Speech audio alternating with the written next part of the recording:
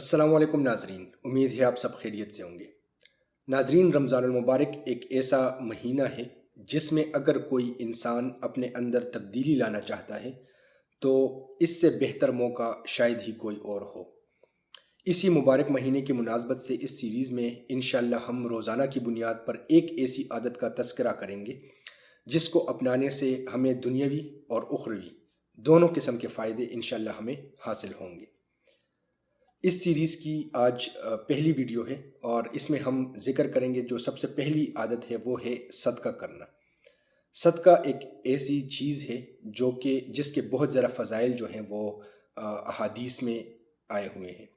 اور نہ صرف یہ کہ یہ بلاؤں کو ٹالتا ہے بلکہ اس سے انسان کے اندر اور بہت سی مثبت تبدیلیاں رونما ہو جاتی ہیں۔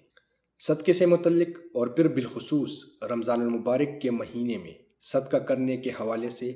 ایک روایت میں آتا ہے کہ حضرت انس بن مالک رضی اللہ تعالیٰ عنہ بیان کرتے ہیں کہ حضور نبی کریم صلی اللہ علیہ وسلم سے پوچھا گیا، کون سا صدقہ افضل ہے؟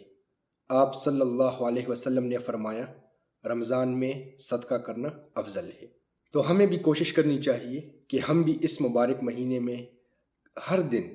کچھ نہ کچھ رقم جو ہے وہ ہم صدقہ کریں، اور پھر اگر تو وہ رقم ایک ہی دن میں مختصر ہو، توڑی ہو،